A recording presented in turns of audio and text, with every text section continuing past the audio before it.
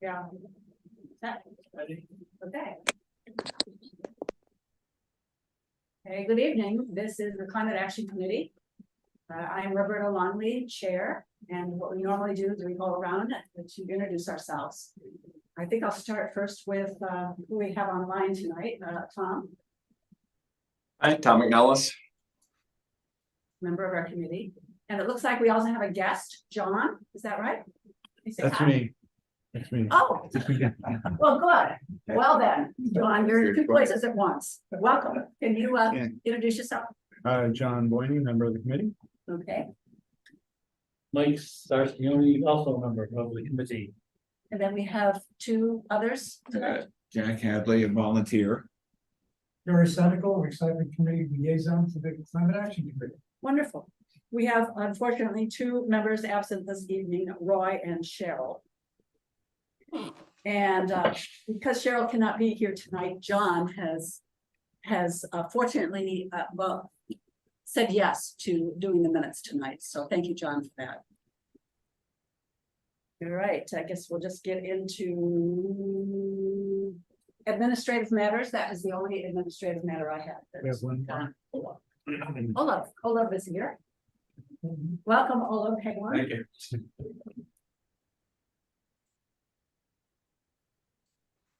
Since we do not have any, oh, we do have, I guess technically you guys are public. Any comments? No.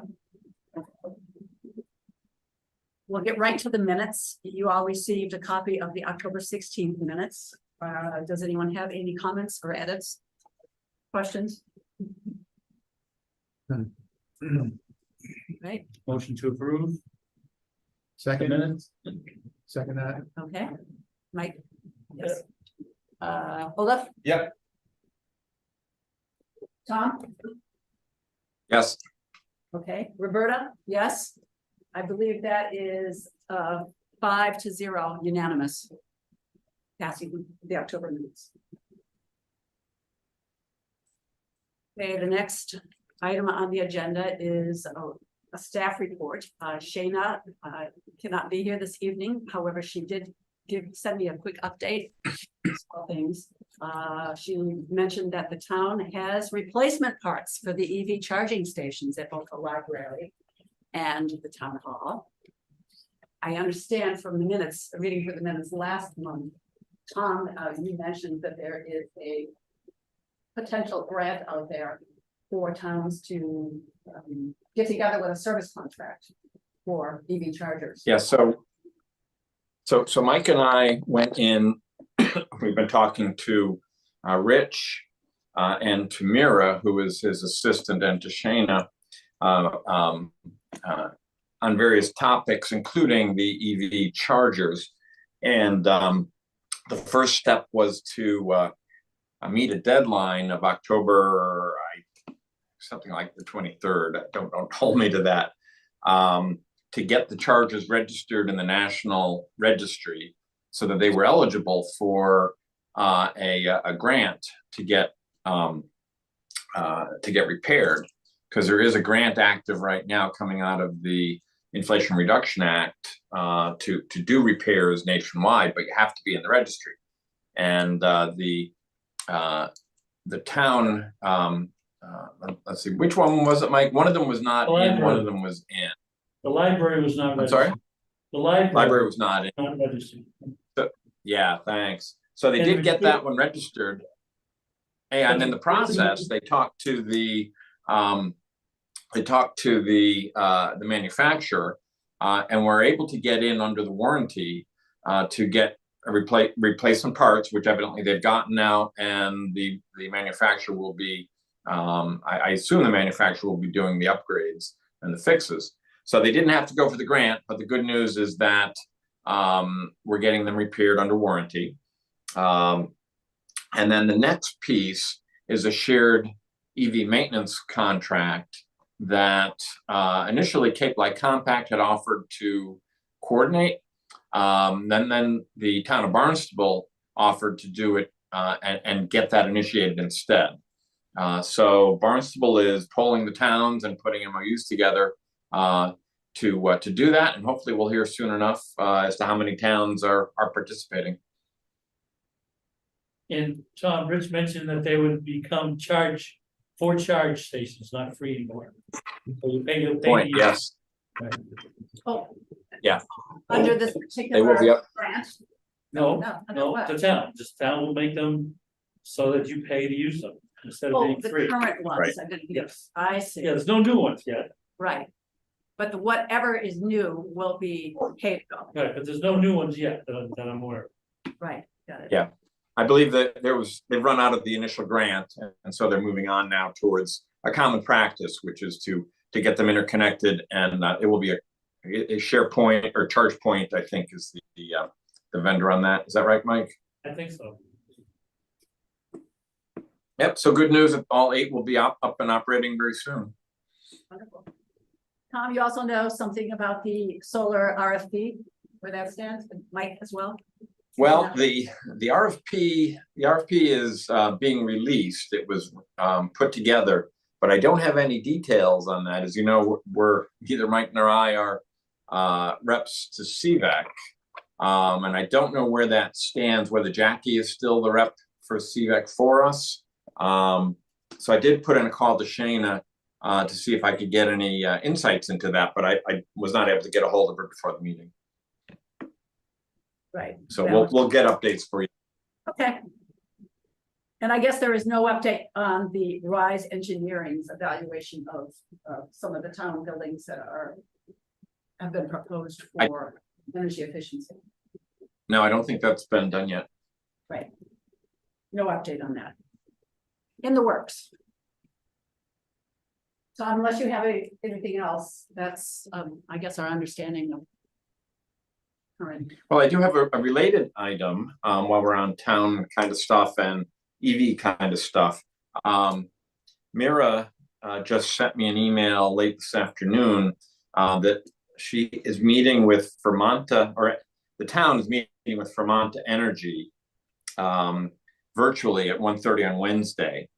And the topic is the use of vehicle to grid solutions, and to see if that would be something that could be beneficial to the town.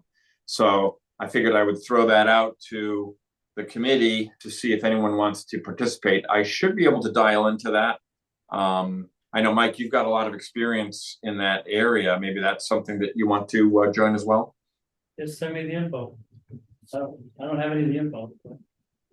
What time is that and what date? Wednesday. 1:30 on Wednesday. So I just got this. I don't have any other info than that. And what I'll do is send her a list of people that are interested in participating. Yeah, I'm not sure how the town's gonna benefit currently, because there's limited number of vehicles that even can do vehicle to grid. And most of them are more passenger vehicles rather than, super duty or heavy duty, other than, I think, the Ford or Chevy, well, the Lightning, I think, will do vehicle to grid. I know Nissan's made a big play for it, and VW is making a play for it, but again, none of that is mature yet, so. Right. It's in the early stages, so, yeah. And I'm assuming that vehicle to grid would only work for town vehicles, right? I mean, the people at the public chargers aren't really eligible for that sort of thing. That doesn't work there. Correct. Uh, There was just so, the town I assume that would be future expansion of the town. and charging infrastructure for- stations, right. Define Right, vehicle. right. What it means is that the battery in your vehicle becomes accessible to the grid. Much like Connected Solutions works today, the battery in my home is accessible by Cape Light Compact during the peak hours in the summer, should they want to tap it. So, and they reimburse me for using my battery with a monetary fee.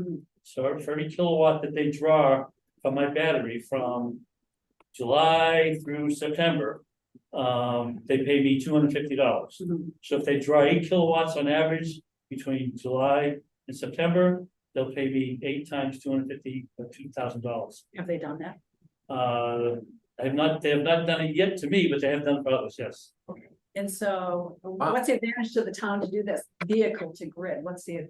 Oh, well, Is the it financial? vehicles, well, and it helps offset Sure. peak usage. Right. In the town during the hours of usually 3 to 7 o'clock, Uh-huh. 7 PM in the afternoon. I mean, it could have applications for homeowners eventually. Yeah, well, As a backup, Oh, instead of having a backup battery, you can use your vehicle as the backup but battery. it's not just that, instead of connected solutions would migrate from just batteries to the vehicles and the batteries of the vehicles. Right. So that again, there's no need to bring up peaker plants when we hit that peak time frame of 3 o'clock in the afternoon to 7 o'clock at night, when Right. they typically, double, almost triple their Right. their usage. Right. The energy usage that we have. Do you just have to have your vehicle plugged in for that Yes, to work? people definitely have to be plugged in. But you don't have to do anything And else. you'll have to have a two-way charger, Right. one that goes both ways, as well as how it feeds into your panel. So there's certain circuitry, as well as the vehicle needs to be able to support it, because the vehicle's gonna discharge while it's not driving. Okay, that's not typical of most vehicles today. And then you would recharge at off-peak hours. Yeah, and in the event that they anticipate, you always have the option to opt out at any time on any day that it happens. All right, and in the interim, if there's a impending storm where they think there's a potential for damage to the grid, they will not do it. So they will leave your battery full or whatever it was at, and it's up to you to. There's a podcast called The Catalyst. I don't know if anybody listens to that. There is actually an episode called V2X. Yeah. X meaning it could be house, grid, whatever. And they interviewed a guy who's developing that technology at GM. And it sounds to me like it's gonna happen. I mean, there's Oh, it's gonna be gonna a lot of, happen eventually, yeah. But again, not every auto manufacturer supports it yet. Right, exactly. Yeah, so the town is asking for, support, and talking with this company. So I sent you the, Mike and Olaf, I sent you the email from Shayna. Let me know what you think, and I'm gonna respond back to her, I guess in the morning, because the meeting is Wednesday. Can you say again, Tom, who the meeting's with, Vermont something? It's Fermata Energy, Vehicle to Grid Solutions. So I don't know if they are a vendor looking to do business with us, or if the town is looking to get some information from them. I don't have any information on that. Okay. Okay. Anything else, Tom? On that topic, no. All right, we'll move on then to discussion. Okay, specialized code. As you know, we have a working group that includes myself, John, Jack, and Olaf. We've met a few times since the last Climate Action Committee meeting. And what's progressed is that I have a meeting with Jackie on Wednesday afternoon, and John and Jack are accompanying. The purpose of that meeting is to review what we are proposing and to have her walk through what the process might be to make a recommendation to the select board. Hopefully being able to schedule a time where we can go before the select board. And also to review the article itself. Probably be some other questions, but that's it in a nutshell. And I'm just passing some, sorry, Tom, you don't have this, but I will certainly send it to you. This is kind of, the reason I didn't get over to you earlier is we kind of just finalized it today. I'm sending it over to Jack. It's just a one pager that we think really summarizes what we're asking. And you want to review that quickly? Roberta, Yeah, could you also share a copy of the draft article or whatever the format is that you have just before we get together with Jackie? oh, send it to you? Yeah, I Yeah. think you've seen it, but I'll send it again. It's a draft article that has been composed by the Department of Energy Resources. It's very straightforward. For Eastham to adopt the code, there would be just really minor changes in the language that relates to the chapter where the bylaws are for building construction. And really basically that and the word town of Eastham. But I will definitely send it to everyone so you can see Thank you. what the article is gonna look like, hopefully. So Roberta, are you able to email that to me? I cannot do it right now, but I will do it later. Okay. It's a one-page summary, basically. Okay, and then, and I didn't catch, what's the timing that you're thinking for a Jackie meeting, or is it not set yet? The meeting is on Wednesday at 1 o'clock. Oh, this Wednesday, okay.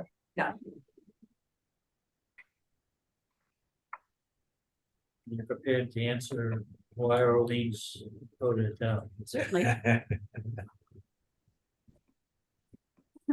I kind of look upon it as an opportunity to get her advice on process with the select board.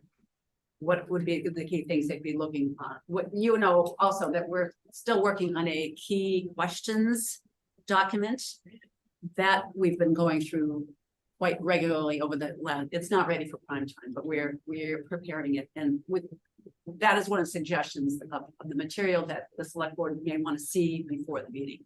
We'd like to use those key questions at some point. So we'll see what she says about that.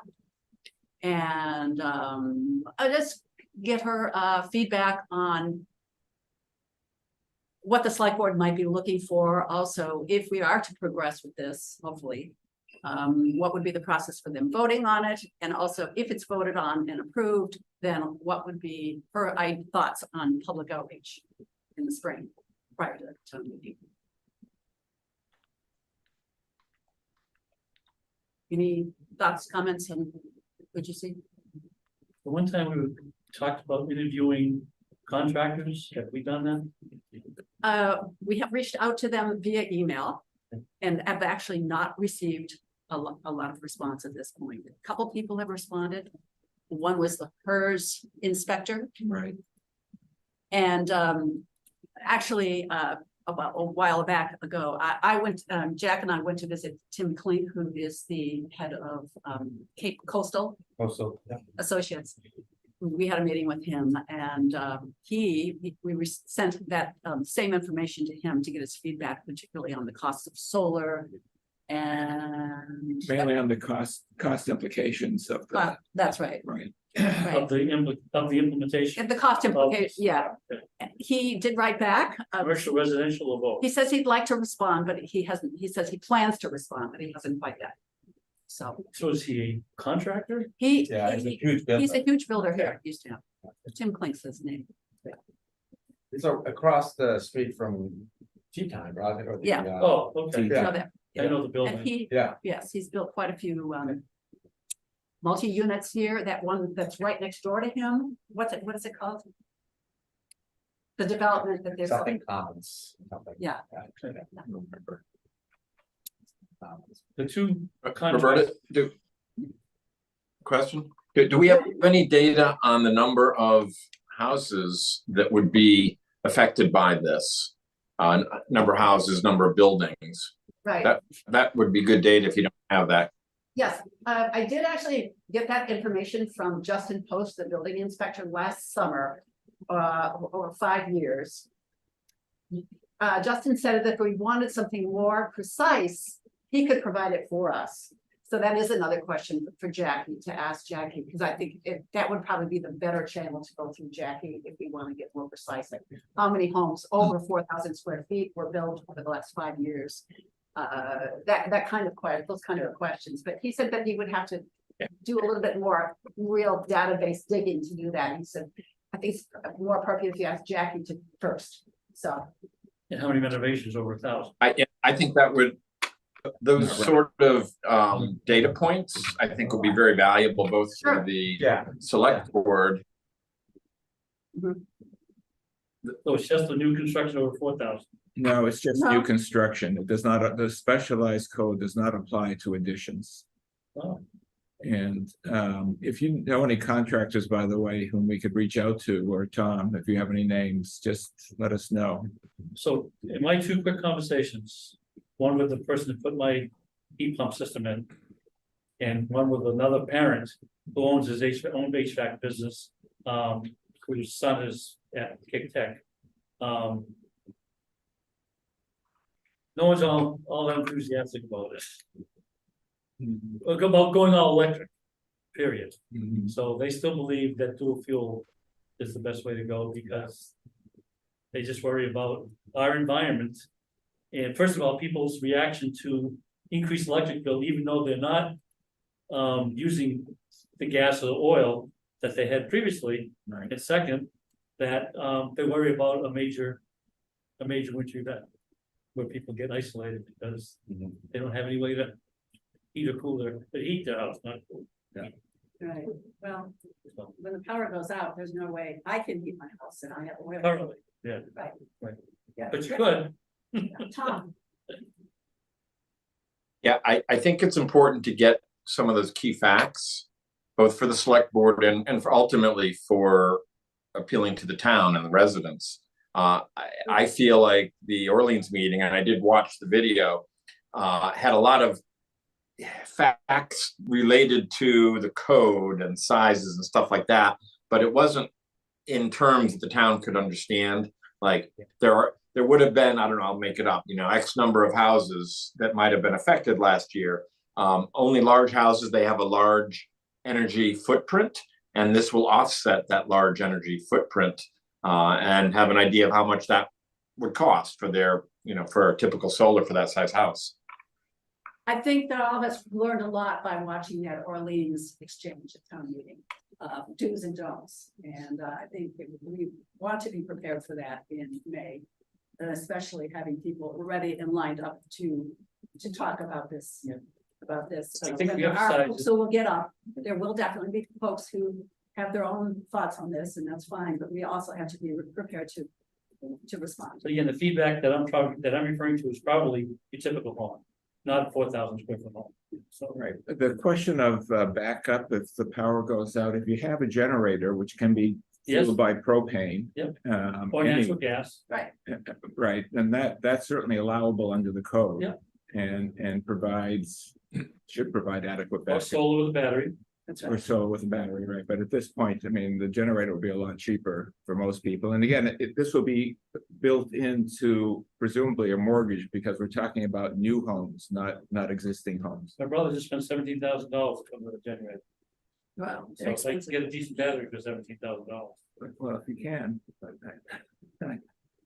once we have one more version of the key questions, we'll certainly pass it around for your feedback. Okay. But right now, that's the intention, to be able to include Yeah, that just- to the select board. You'll even be ready. Seems like there's an advantage to being ready, for sure. I Any, did, by the way, anything else? I just say something about the confusion around the stretch and the Ogden stretch has been that people respond to it, react to it based on the old code prior to the stretch code. The stretch code is here and it's not going anywhere, right? So I think the comparison needs to, people are still looking at It the needs to end. pre-stretch code when they're responding to the stretch code Yeah. or the Ogden Now, code. about Want to Yeah, avoid yeah, yeah, comparison of the stretch code, Yeah. the current stretch code, and the specialized code, they're two Yeah. different animals. Yeah, that's good. Make sure they recognize it. Yeah. This is what we have in place today. Yeah. And this is all we're asking, all we're asking. Yeah, Yeah, exactly. move on, topics. Cheryl wanted to be here this evening. She could not.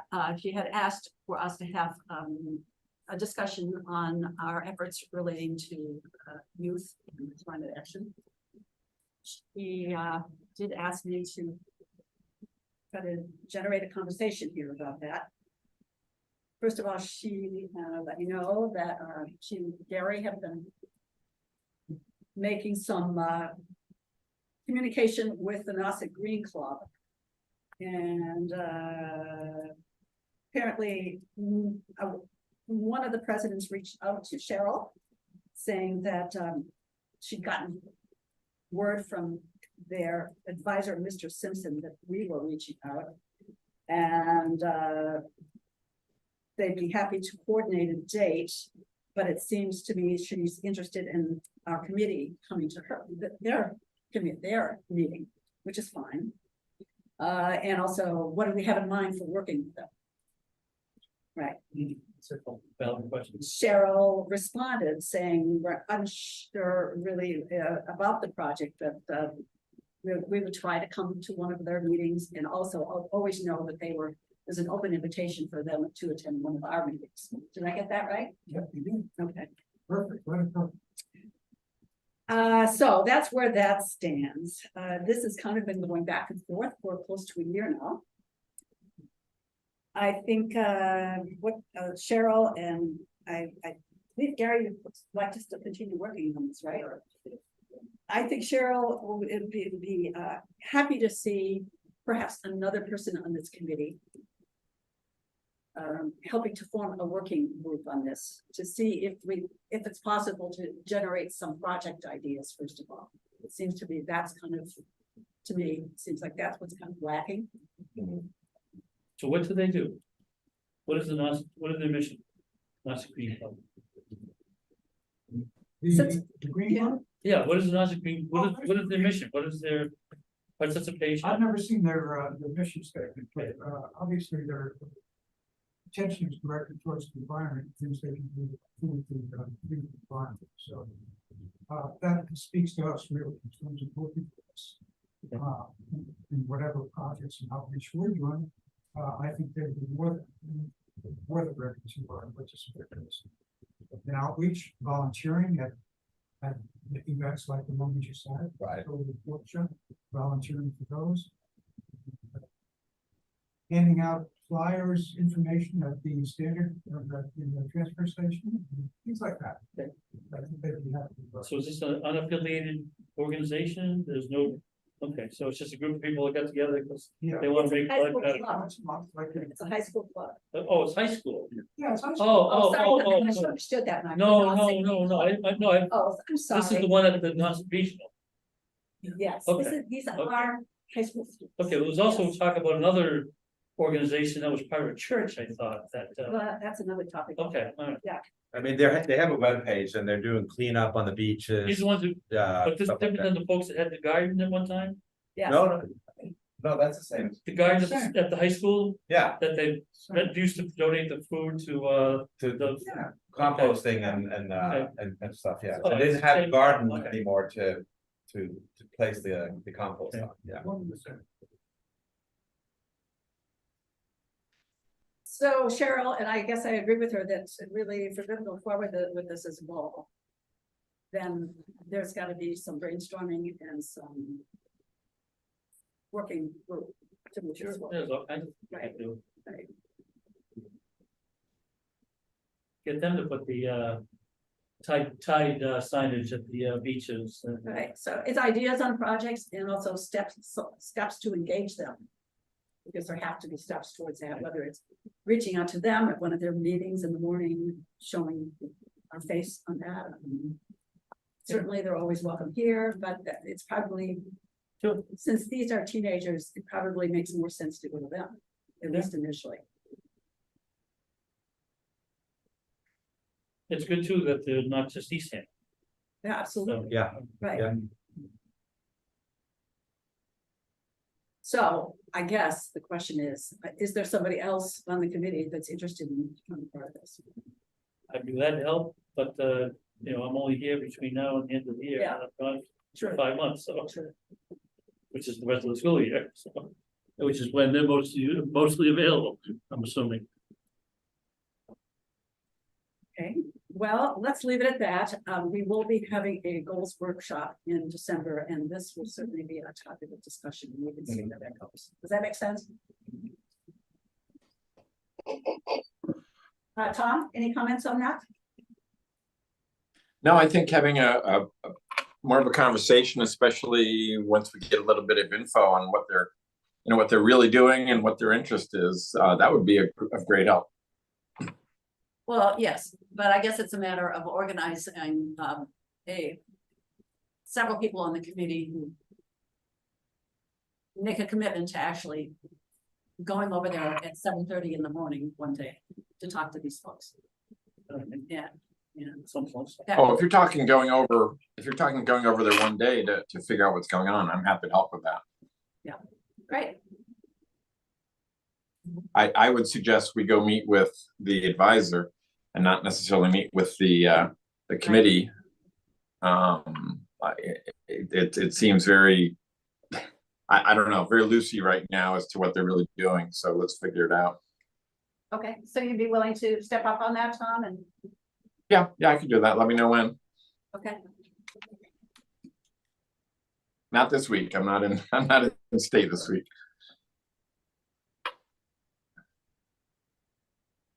sure. At least we've heard from you on that, thank you. Okay, let's move on then, events. Two things that we want to talk about this eve is the COA and of course the solar workshop recap. I understand we're still gung ho on the monthly visit to the COA. Does anyone have any thoughts or suggestions on that? I'd like to make a comment on that. I'm not sure that we're gung ho on that. The last one, which was a couple of weeks ago now, there was nobody there. There were a couple of drivers, and I think the one I was there before that, I think that was the one, Mike, that you were kind of at. So I was dropping off the banner, but it didn't look like there was maybe only one person there at that cafe as well, right? The new arrivee, Harriet. That Oh, she does was the there? Municipal planning, yeah, that's where we first met her. I see. Yeah. Yeah. Which was great, but it seems like we're not getting, they're not getting a lot of people at these cafes. Mhm. So when I went up and talked to Dorothy, I said we would do one more because it's already on her calendar. She's already listed the let's see, the next one is going, no, actually, the next one is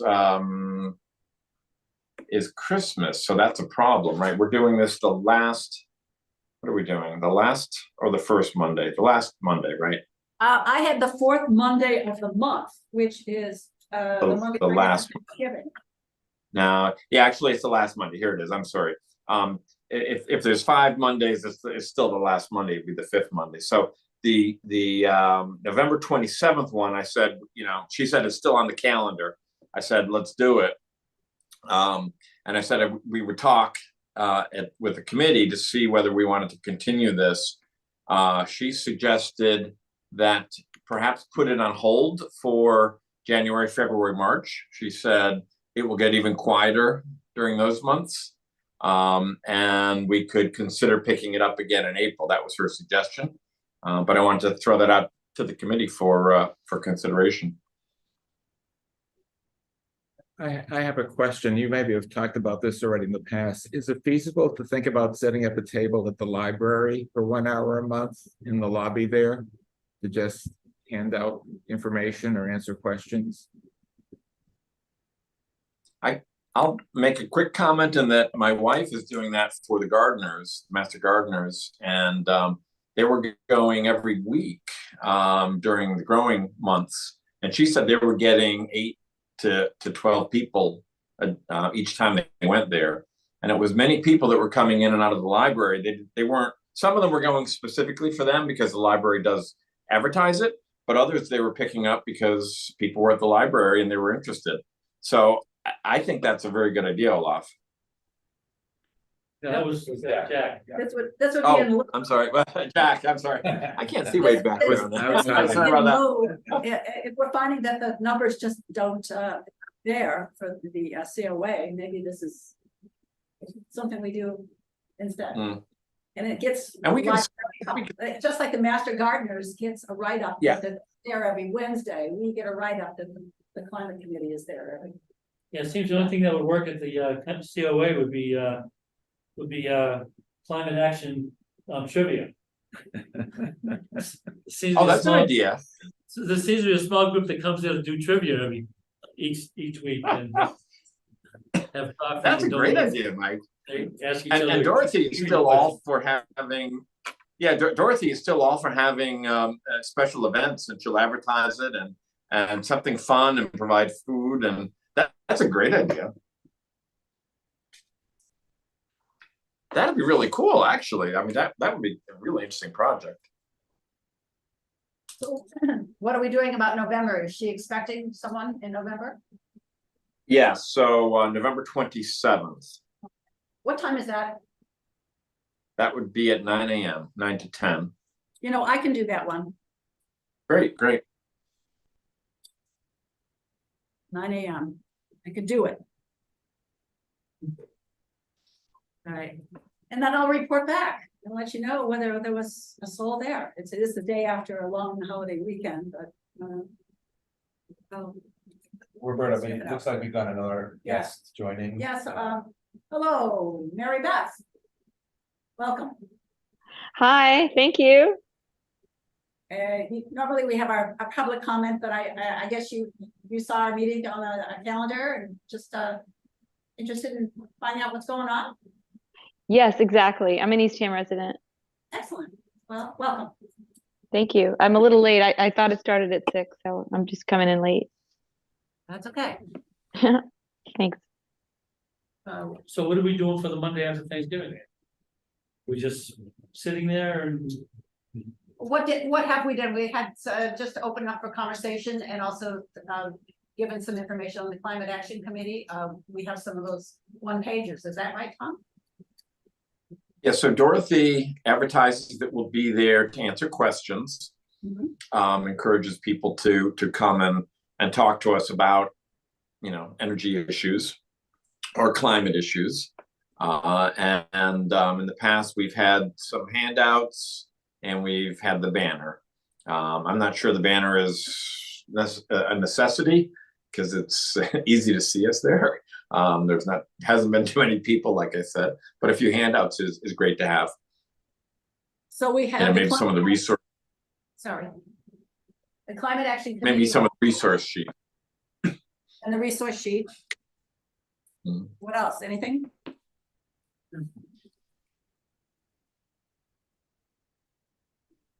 Well, if you think of something, send it to me. And I will be there. All right. So move on to the solar workshop recap. And John's going to do that. He did some analysis for us, and I just also, as John's setting up there, thank everyone again for the tremendous support. Gotten a lot of good feedback, and a lot of the other towns definitely took notice, as did the Cape Cod Climate Collaborative. Dorothy Severinsen made several strong comments at the Cape Light Compact Board, where she visited a couple weeks ago, or was it 1 week ago? I'm losing track. So yeah, all very good, all very positive. And in fact, someone from, what was it, Harwich, Roberta, wrote to us and was interested in getting some info on how we put it together. So I'm sharing my screen, Tom and Mary Beth, can you guys see that? Yes, can you go full screen? Yes, I can see it. Yeah, hang on 1 second, I'm trying. There you go. Alright, good. Yeah, so I've got a handful of slides just to share what we took away both from the evaluations that were distributed to the workshop participants immediately after the event finished up. We got 32 completed evaluations, which it's about 40+% of how many people we had, so it's not a bad response rate. But we'll also be sharing some of the impressions from our own working group, which met a few days ago to kind of do a debrief and think about what went well, what could be improved upon, etc. So we kind of will be addressing these 4 broad questions: how did our approach to this work out? And I think the highlights here, we did have a very strong turnout. When we started this event, we all recall the initial meeting we had in the library, and the library folks saying, "Oh, don't worry about parking or anything else. You're not going to get that many people." Instead, we had at least 100 registered a couple of days before, and in the end, we ended up with a peak total, I think, of close to 80 people. So that's not counting any of the volunteers. various folks. There's some interesting variation in the towns represented, more on that in a second. Bottom line up front in terms of how people responded, they were very positive about it. I'll share a couple of details. And inevitably, there were some bumps in the execution that we could improve up our game a little bit. So some numbers up front about how people got there. How did you hear about the workshop and where did you come from? We didn't get town data from everybody, but we got it from a fair number of folks, as you can see here. In terms of how people found out about it, there are some interesting notes and some questions are begged, I think, for the next time you do an event like this. You know, the chart on the left makes it look like the World Wide Web and some websites out there were really driving people's awareness of this. It's not clear, does that mean they're going to the library's webpage, perhaps? Because the library is another option down the rows here for the selectors the way they learned about this. So similarly, you've got the flyer. It shows, you know, we put quite a lot of effort into, shows very few people mentioning the flyer specifically, but it could be that when they say the library, they were looking for the flyer in the library. They saw the flyer in the library. Similarly, I think we can the web. That's possible. Yeah. The web could include the Cape Cod Climate Collaborative newsletter that goes out to 3,000 people that had the flyer on it. Right. It could be the APCC that had the flyer on it. There are a number of Exactly. platforms that we use to promote, which you would lump into the web. Exactly. So I think that, Can I ask a question while we're on that? of course. So Roberta, during the check-in, the emails that went out through the collaborative, wouldn't that have been counted as an email? They heard about it through email? Well, they could have checked anything off. Yeah. That's hard to say. It could have. It's a difficult thing. I don't think I've ever filled out a form where I didn't feel like the options were Right. exactly what I needed. So it's a difficult thing, you Yeah. know. Yeah. And Yeah, so I guess what I didn't realize though, I thought you'd be asking them how they heard about it and then you would mark in the right column. Well, yes, we did our best. There were many people behind others, so we had to go quickly. In some instances, I actually wrote down where they heard from it because it was a little unclear. Was it web or email? I don't know what Cheryl did. So, yeah, I would say that it's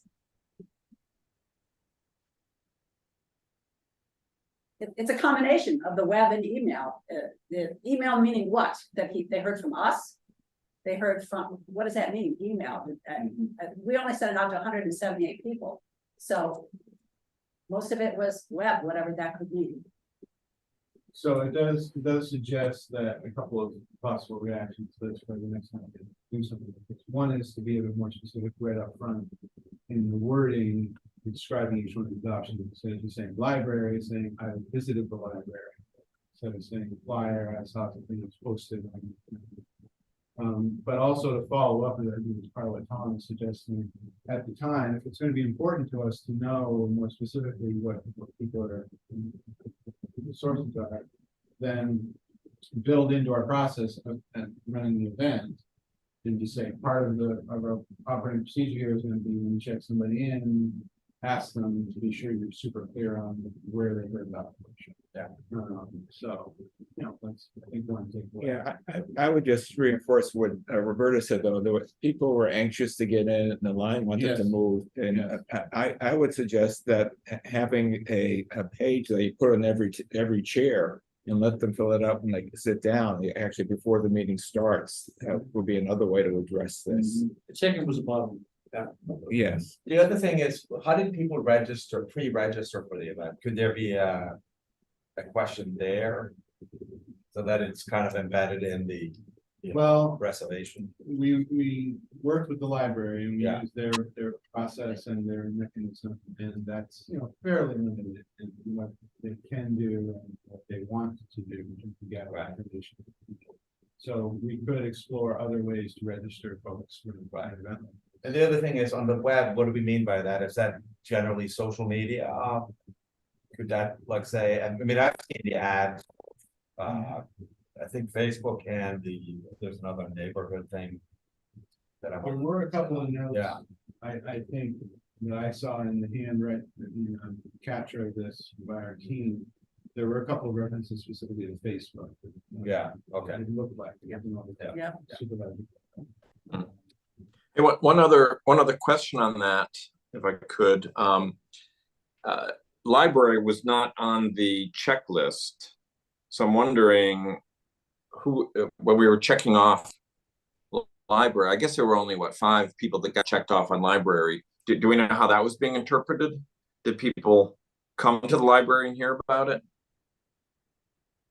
Again, there was very little time to be chatting exactly on this.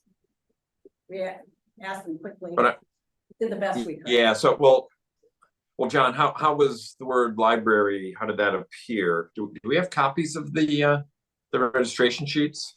We do. I have the copies of those, so I can get those. I'm still not sure is there a public place where that sort of material should be stored, that hard copy, because we've got quite a large pile accumulated of extra flyers and whatnot. So, when to answer your question about the library, I think as I recall, that it was written in as an initial choice because people were saying, I heard about it from the library.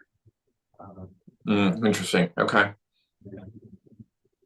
I was noting the non-presence of television and radio. It's the apparent. Yeah, and flyers. I mean, if nobody saw the flyers, there's only one person that saw the flyer. That was a lot of work. So I have a question as to whether we really should be doing flyers around town.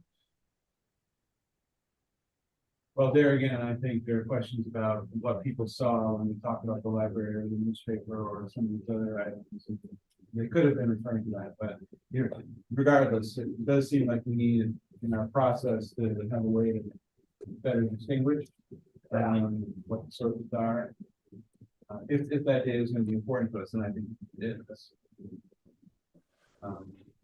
So just moving on, towns represented overwhelmingly East Ham, a big chunk of Orleans folks, and then a mix of other folks from Provincetown. There too, if it's important, we're trying to cast this as a regional event. We want to make sure we're doing whatever we can to get that information at that time. Any questions? It's just a question on those numbers. Yes. Go back. Towns represented in the numbers. I know a lot of people, when we checked them in, at least I remember Cheryl, if there was a couple, they got checked in as one in many cases. Because I know there were 2 women from Provincetown, not one. So how come it's not 2? So if but they were together, they registered together. right. So I'm just wondering if the numbers got, potentially. I'm not sure why the particular thing you're observing in P-Town occurred, because I was definitely conscious of kind of the human being. Okay. No, I know, but I'm telling you is that I know there were 2 women, Yeah, a couple from P-Town. I'm just wondering if they So- got captured at all. Okay, maybe not. But it's great that we have some metrics, Yeah. in the past, we've kind of just done it anecdotally, like, hey, you know what I mean? So it's good to start this process and then maybe in the next event, we take this and we get better answers and we become more specific. I think it's a good starting point. So just a couple of other things here and talk kind of about lessons learned.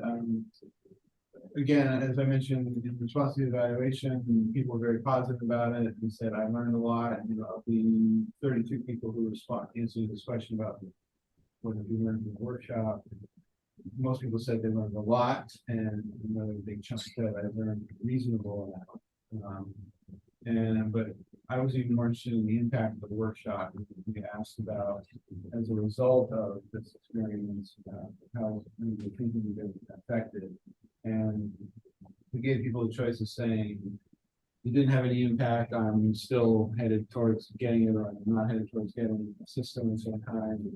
they may be less likely to invest in the system, or maybe more likely to invest in the system at some time. We had 26 of the people who answered the question saying, it's making me more likely to invest, which I mean, personally, is very encouraging indicator. And consistent with the overall evaluation we got from any questions, comments. I think it's a great impact coming out of this, you know, It's like, yeah. all right. And then this one I kind of goofed around with just a little bit in terms of answering the question, what was most useful? There were two open-ended questions. One was, what one thing did you find most useful as a takeaway, and what could we do better? So I generated a word cloud. We, in response to the question, what was most useful, and what comes through pretty clearly, whether it's this format or if you just look at a list of the raw data, which I have, there's my comments, but the resources, the availability, sheer availability of resources out there is what people kept returning to. Many people said, this opened my eyes as to what's at the bottom, what's available to me. Available in terms of information? Yes. And that's a good question, because there were a few people who said something to the effect of, we'd like a bit more information on exposure to tools. The term tools was used as, I took it as distinct from information.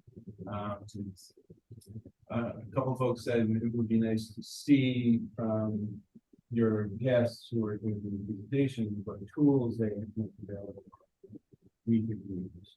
I don't have more explanation than that. But a couple of people noted the value of the exhibitors. A couple of individuals said specifically, I made do so. I met with the CLC and people like contact.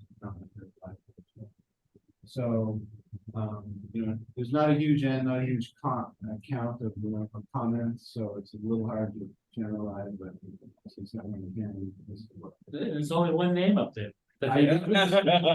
Mike made the cloud, yeah. He did it.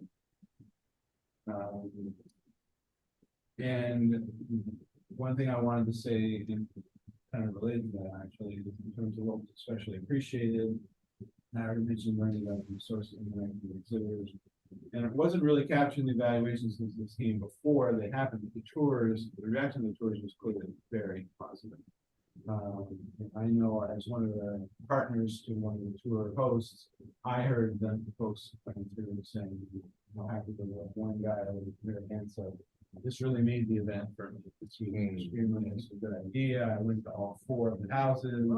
I think Mike probably got a lot. 15 or 17 people, something like that. My Great conversation. it's a great conversation. Yeah. So People were afraid. This is personal, but can I ask you? Sorry. yeah. So and people were clearly very appreciative. So it's a good move by our group to come up with a tour idea. I think Mike in particular attracted a lot of attention to visitors. I know that for the guy that I was partnering with, he got 4 or 5 people signed up, and they all came, which was good too. People followed through. Is it Al? Who had Al? Let's get Al. I had Al, so I had 4 people. Okay. I had two couples basically. By the way, Yeah. did we Yeah. thank them again? Post event? For hosting? I don't know. Did we send anything? Ooh, that's a good question. I sent out a bunch of thank yous. Yeah. That's a good question. That we may not have- That's a big problem. Yeah. Let me double check that. I had a ton of thank you emails that went out. Let me check on that. So, time will move along. So in terms of what we heard from the audience on the evaluation, in terms of room for improvement, managing the Q&A, a few people said various things about how the Q&A went, either that, you know, getting a mic was more awkward than it should have been. tell people to hold their questions, be sure to tell people to hold their questions until the end, that was always clear. And have the speaker repeat the question. Now, there were just a few comments like that. Regarding the handouts, that they put it here, some confusion, that was my phrasing. A couple of people said, I was looking for certain handouts, I wasn't sure what I should have gotten at the outset of the event. And so I think one will follow us to our process would be sure that when we do an event like this, if we want people to get things, to hand them those things instead of maybe just putting it out. And pick them up. That's one. At conferences, sometimes you'll get a packet, Right, everything is in there, so you Right. might think about that. yeah, I think that would really benefit. There were a handful of folks who I tried to group these a little bit, and who were looking for a little bit more explanatory detail is how I would characterize it. A couple of folks more specifically, don't over acronym us and maybe provide some guide in terminology that you're using. There are a couple of other comments along those lines. And as I said, looking for more tools, which many by a couple of folks. Again, not hard. So next time, in terms of what we took away as a group, it's a working group, share these ideas, revisit the impact of different sources, talk about that. Building in a little bit more time for audience direct engagement. One of the ideas that someone suggested in the evaluations was, hey, we could have some sort of a workshop aspect to this. So That like was the original. Breakout intent. sessions, maybe? Right. Right. Breakout sessions. Breakout sessions. Yeah. The original intent was to have one-on-ones with small groups. Yeah, Right. it's true. Yeah. So we heard from folks in our group that that's to be something to follow up and or build in the next. We've talked about the Q and A here, a few more specific ideas, maybe run everything through the master ceremonies, things that they're directing traffic. I know at other events, we've done cards, where we distribute cards, let people write their questions down, and somebody sort of filters those and sharing that. There are a few possibilities for helping that be more effective. In terms of the volunteers, we had quite a few volunteers. Make sure next time, be sure that we've got good coverage of key points. Roberta, you mentioned when people were backing up at registration, maybe some redistributing of our volunteers could have taken some of that pressure off. I don't know.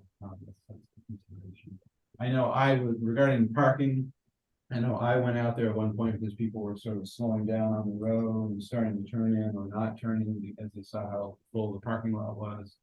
I do think in retrospect that we might want to have somebody out there just giving a little bit more direction to people to say, the lot's full, go there, go. People self-manage for the most part, but I think it would help. And then post-presentation activities, after the presentations were done and people were filtering out, we might have benefited, I think, from a little bit more clarity about what people could access, like where to put their evaluations, where to sign up for a tour if they intended to go to one. I think it was a little loose after the presentations, and we could have been better about that. And the last note here, I added posting materials to a publicly accessible site before the event, so you can tell people these materials that you've seen are available now at blah blah blah, blah. Instead of saying we will put them up, we will post them somewhere, and here are some of the places where I'd like to continue. That was just about The this. solar guide still isn't up on the website. I know, I'm not sure why that is. Figuring that out. I need to talk to KL. Get some help. So Tom, anything else as our fearless leader of the working group? I think it's, we learned a lot from this. We learned a lot of things that we can do or not do with the library. And, I think we have some good ideas for how we can address that, or at least talk about some of this before another workshop. And I would suggest perhaps at the goals meeting, we talk about what might be a good workshop to do next. A lot of people have expressed interest in doing electrification, heat pumps and there's certainly, a good amount of expertise coming on the committee. Perhaps that would be something to consider. Did we get any feedback or know how many people participated online? Remotely? Oh, good question. I think there were like 20 some signed up, but I did not ask about how many actually were there. That's a great question. Evan was monitoring questions from folks online. But did we even ask them to complete a survey? There's no way for us to engage with them? No? Right. So is that a limitation of the library system, or is that just a limitation in general? It's not the library system where people, they logged on through the town of Eastham. It was a public meeting, just like this is a public meeting, and it's on the town calendar, and that was the link that we gave folks if they wanted to go online. Right, but we didn't give them links to answer a questionnaire or anything like that. No. So we could have done that, right? Could have given them a link to answer a questionnaire. Well, if you even know who they are, see, that's the thing, But we could have posted it as part of the broadcast. Workshop. We would likely, and a good idea to get it done ahead of time, but the current process for getting stuff online and all this, I believe, is all public information, so it has to go on to our public site on the Eastham page. It takes 2 to 3 weeks, and even then it can take longer, as you can see, mainly because the town is still getting in the habit of putting new stuff up on the websites. So it's a slow process. So we would have to have our things ready at least a month in advance to be sure that they get online. Yeah, attending to the folks who participate online was something we just didn't do enough. And then we didn't get the post feedback on the folks that went on the tours. No. So there was no question yet for the people on the tours, how they liked the tours, what they thought they could do better next time. It seems like one of the challenges is actually knowing who came to your event. The issue with the registration, pre-registration was great. We had a long list, 100 people on that list, but maybe 60% of them showed up. Okay. And we did not have access to anybody's addresses, any way that we could follow up with them, those who attended. It's the same way with those who attended remotely. We have no way of knowing who they were. Because we didn't ask, right? No. Or we're not allowed to ask. I don't think there's any way of gathering it. Sure. Well, I think during checking, we were going to ask everyone to put their email down. Do we know where that email sheet is? Right, but that was a separate kind of thing. Some people, if it wasn't part of the registration process, we had no time to be having people scribble out email addresses at the registration when we had a line of 50 people. So we had a separate. Right, but weren't they being asked to, I mean, we had 4 different clipboards for them to fill out as they checked in. Were they doing that? And do we know what happened to those forms? So I don't think we found them. Sign-in forms? Yeah, we did find them. We did find them? Email addresses, is that what you're talking about? Email Yes, addresses? Yes, you know where it was? It was in that pile of material that I collected as we were going on. That's in there. Okay. But unfortunately, there were not a lot of email addresses on there. Yeah, Really? I was trying to collect emails from people after they registered, and I asked them, would you like to be on the committee's email list? And many said, no, thank you. And a few filled them out. I think that's what you probably have is maybe a couple of dozen, something like not a whole lot. 14. Huh, okay, well.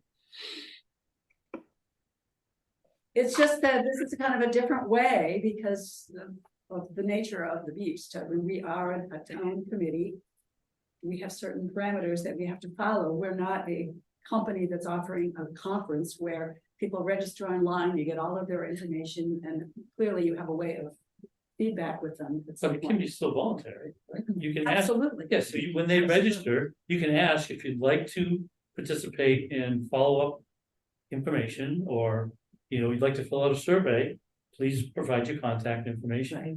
And we got some. But we're saying we could do that online too, it doesn't have to be only in person. When you ask them, when they register, you just ask them if you'd like to provide your contact information.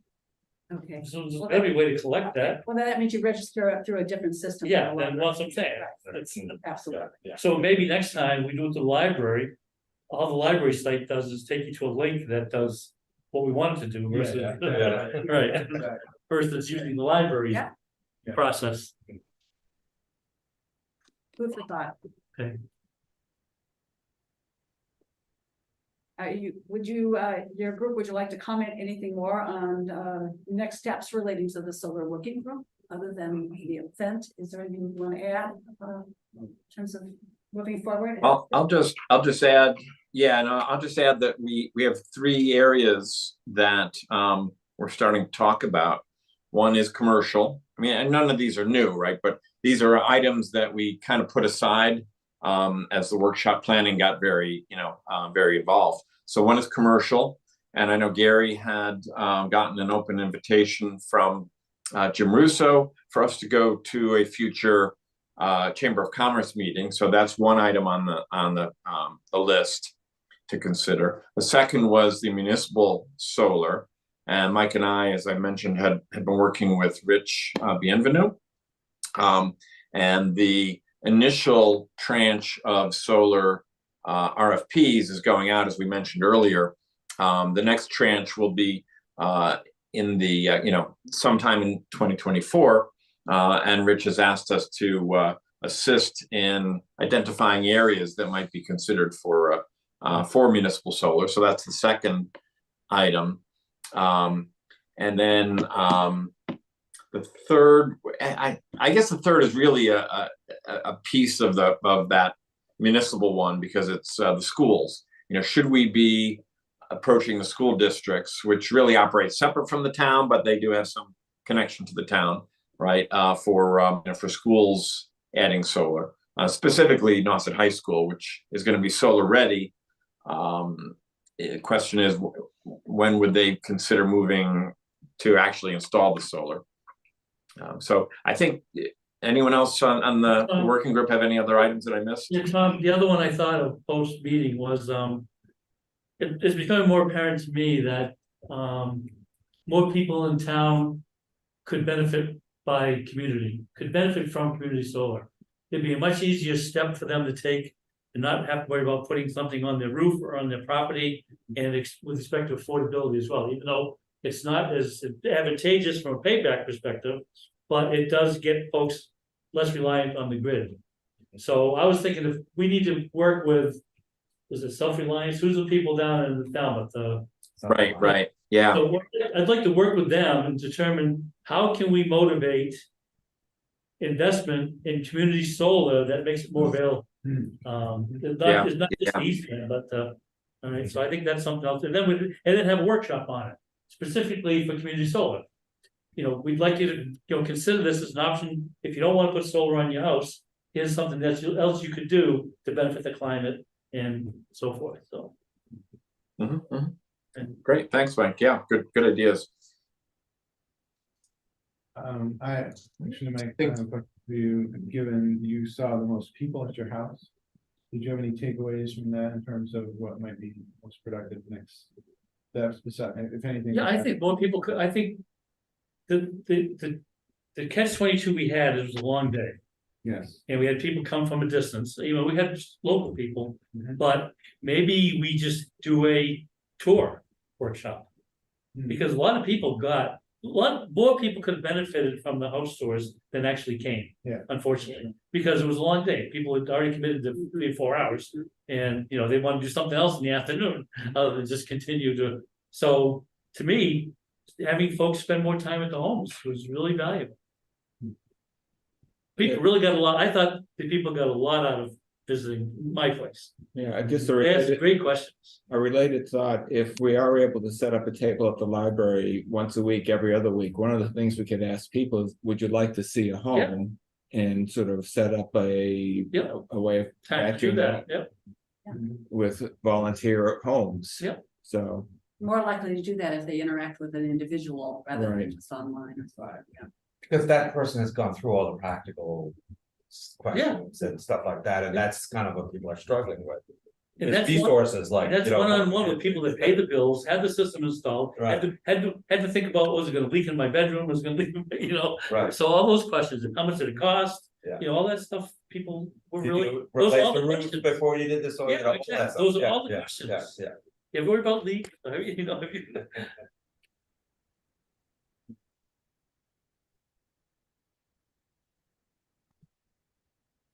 Right.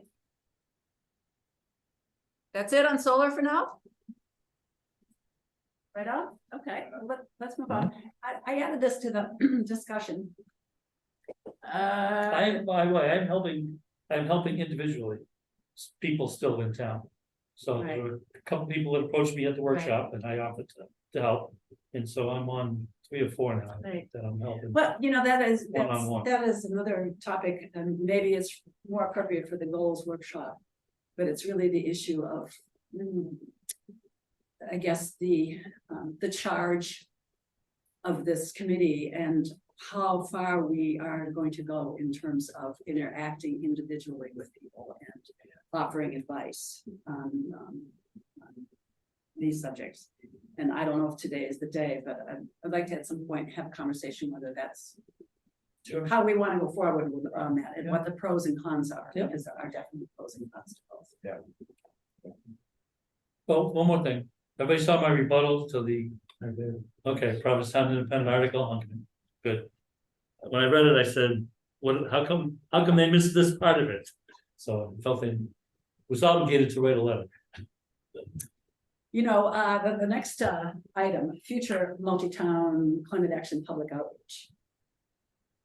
This might be a good time to discuss where our committee might want to move on that. As you know, Eastham is not the only town or entity that's working on reaching out to people on the topic of renewable energy, heat pumps, energy efficiency. There are perfect examples all over the Cape. Clearly, Cape Light Compact. A number of towns have had events.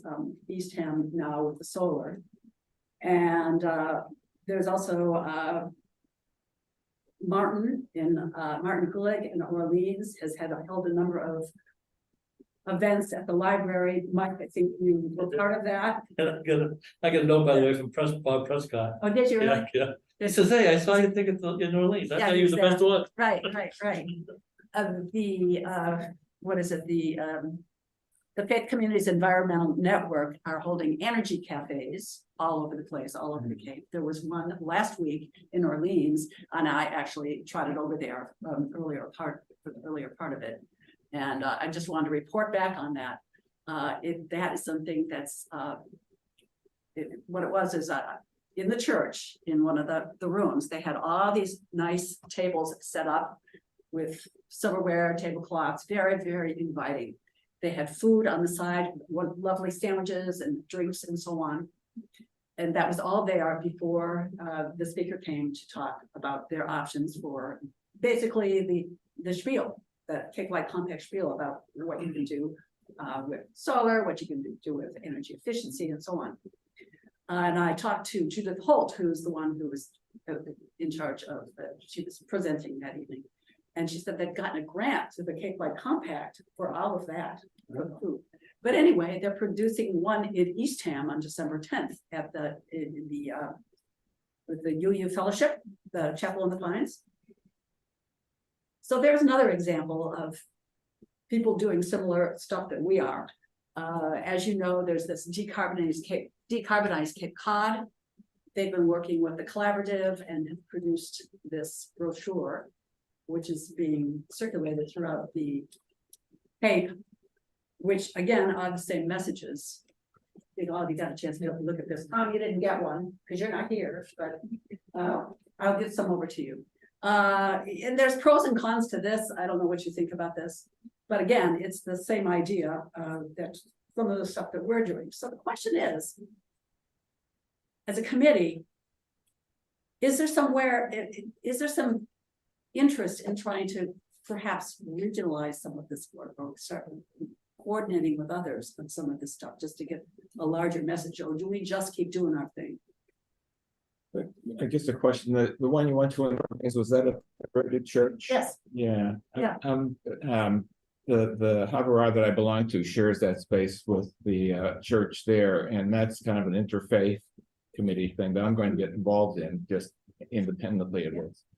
But you know, I guess one option is for this committee to have a presence at these events. Since Right. I think we have expertise that may or may not overlap with other people who are there.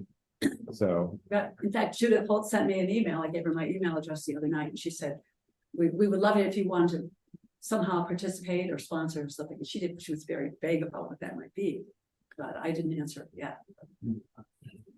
Anyway, it just seems like we're all kind of reinventing the wheel here. Seems to me that there's some opportunity for collaboration.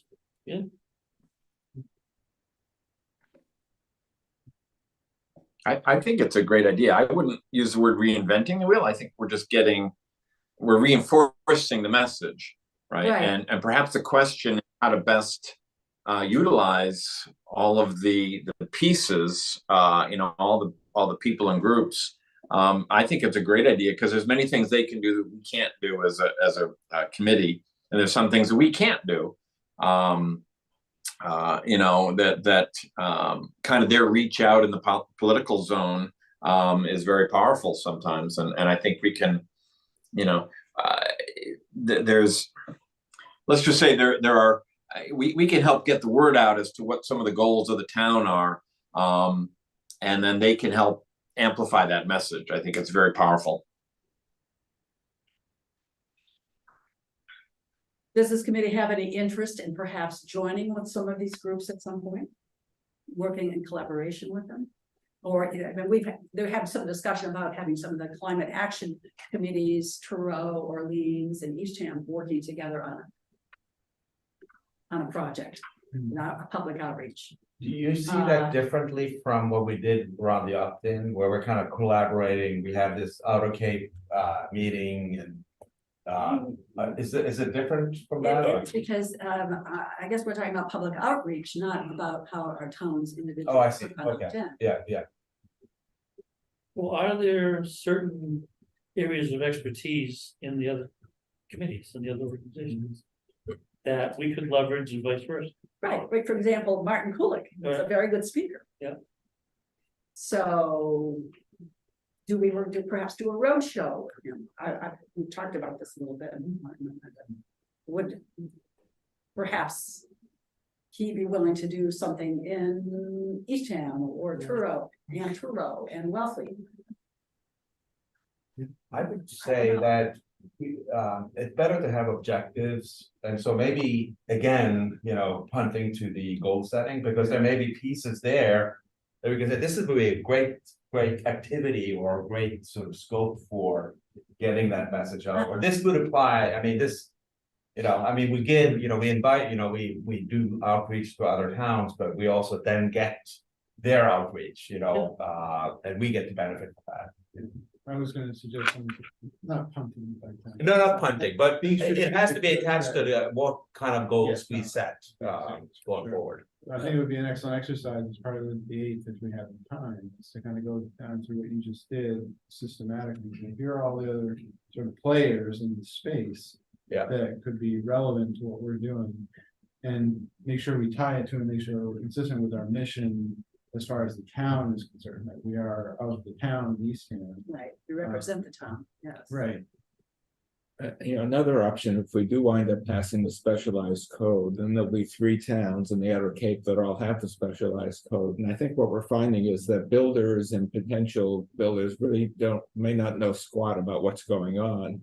So to provide information to builders, to architects about the specialized code and about the trade-off between all electric versus mixed fuel, you know, that could be a public outreach also, Right. that if the Right. three towns got together and developed a sort of similar package or information set or whatever, I think that could be potentially helpful also. So that's another area. Yeah. And Jack, can I, yeah, let me jump in. Jack, I mean, very interesting idea there as well. And I think there may be even more basic issues going on that we can help with. We're finding that a lot of the residents that have gone for heat pump installations are being told by their builders that they should not get rid of their current fossil fuel heat because the heat pumps can't take care of it. And this is even not even getting to the specialized code and not even getting to the stretch codes. There's just very poor information out there. And so I think that's that type of campaign, especially when these installers are from multiple towns, right? I guess we can officially go out to, you know, folks in Eastham and we can invite others, but getting the power of multiple towns together to get all these contractors in together perhaps and get an education campaign would be very powerful.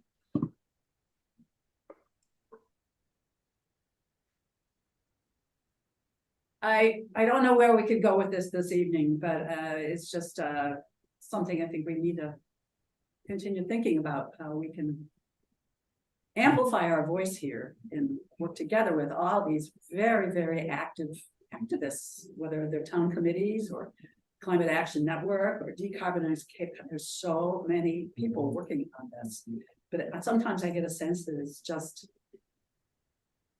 a little disorganized. And how can we help with this? How can we help And how can ourselves? they help us? And how, yes. So, anyway. Moving right along then.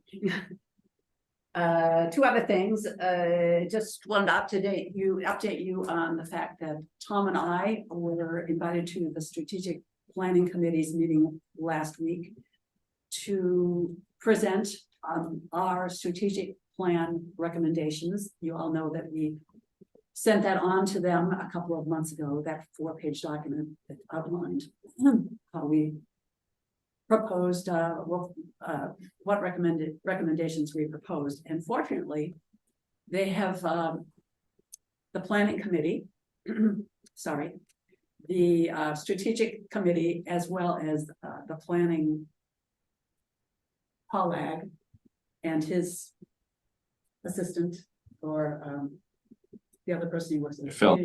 Phil, yes. They have actually put an earmark into the draft of the strategic plan for adopting a climate action plan. So that was really, really good news. So we followed up with them on that at the meeting, and it does look like they are taking our recommendations, particularly relating to the climate action plan. Tom, you have anything else you want to add? No, I think it went extremely well and they were very on board. In fact, many of them understood very well where we were going with this. So I think it was a very good reception. Question is how to best incorporate it in. And I guess that's something we're going to learn as the committee moves forward in their discussions. It was a positive meeting, just so you know. And then the other final thing is the December 8th goals workshop. I'm glad everybody has added that to their calendar. You will be getting something from me in the next week or so, which will allow you to evaluate where you feel we are right now with the goals. And there'll be some other questions, and that'll be used for the December 8th meeting. Is that meeting only for the committee? Well, it is in the sense of the members have to decide what the goals are, but if you'd like to attend, please do. Okay, so It's morning, 9 to. 10 to 1 Yeah, o'clock that's right. at the library, Okay. December 8th. We still have our guest, Mary Beth. We're going to be wrapping up pretty soon. Anything that you'd like to add or questions you have about? Hi. Sure. My interest here was, I am going to, help out at the Historical Schoolhouse Museum on Saturday for the Turnip Festival, and I was just wondering if you were planning to have a presence. They're doing, an agricultural history of Eastham exhibit, and I wondered if, this might not be the right forum, but I was just wondering if you were going to have any, banners, or I noticed the banners at the solar, at the library, at the solar workshop. And I didn't know if you were planning to have a presence there. I don't think we knew about it. Oh, but you know about the Turnip Festival, right? Yes, and where is that being held this year? Sorry for my ignorance. No worries. It's at the library, but it's also a Chapel in the Pines. They're having music at 1 o'clock. And the Schoolhouse Museum, I think this is their first year doing it this way. They're open from 10 a.m. to 3 p.m. And I'll be there from 10 to 1 as sort of a helper. Mhm. So Yeah, I was just, excuse me? it's 3 different locations this year in a sense, right? Yes, well, also, I guess the tool place is open. Do you know about the tool? I'm kind of new here, so there's some sort of building near the Daily House that they show history of tools in Eastham, Oh, yeah, and yes, that's open. Yes. And something else is happening too. Oh, well, the restaurants are all many restaurants are participating by having Eastham turnips as part of one dish that they're offering. So So it's been become very dispersed. It used to be at the high school prior to COVID. And it jam-packed people. COVID came and then they started renovating the high school. So now I guess the idea is to disperse it through town. Yeah, so no, I don't think we've thought about that. And maybe there's an opportunity. Tom, you have some thoughts on that? Is that your hand? No, I was just adjusting the volume, sorry. yeah, and it may be like I also do I'm also volunteering to do the History of Eastham bike tours in the summer. I mean, this might be something for the future, but I just wanted to find out if there was something happening with that. I don't think so. Yeah. But I think some of these ideas are great. And sometimes it's being aware that they're actually happening. Sure, right. To plan ahead, but appreciate your comments. And Mary Beth, if you'd like to come in person sometime to one of our meetings, we'd love to. Yeah. Sure. I almost made it. I got sidetracked tonight, and I thought I'd just kind of be a fly on the wall, but I'm That's happy. fine. Thank you for asking me to say something. No, Okay. we're interested. So maybe we need a piece of artwork that describes the Climate Action Committee that Well, can hang in the library. Banner. So it's Put there that all into the time. ChatGPT. Isn't that the banner? I don't know, would the library allow the banner to be there all the time? No. Yeah, so, but they. Well, there was- Yeah. Yeah, there was a banner at the solar workshop that was sort of maybe 6 feet high and 2 feet wide, and Right, yeah. I don't know. We're very familiar with that one. Yeah, Beth, that was. Did you attend the solar workshop? I wasn't able to, but I did stop by for about half an hour, and we possibly met. I don't. You look familiar, but I'm not sure. Oh. I did talk to a couple of people there. Good. There's no poster board at the library, Yes, it's poster board. so why couldn't we have a small version of the banner on the poster board? That's there all the time. You mean the, Yeah, scaled version of the banner that's on the poster board. right, it should be. Sure. Okay, well, I'll jump off, and maybe I'll join you next time. But thank you for including me. Okay, thank you very much. Thanks for joining. Sure. Take care. Anyone else have anything to add? Nothing more to say? Should we adjourn this meeting? Sure. Motion to adjourn? Second? Yes. Yes, Yes. yes. Yes. Tom? Yeah. Adjourn? Yes. All right, that's it. All right. Thanks, Take care, everybody. You too.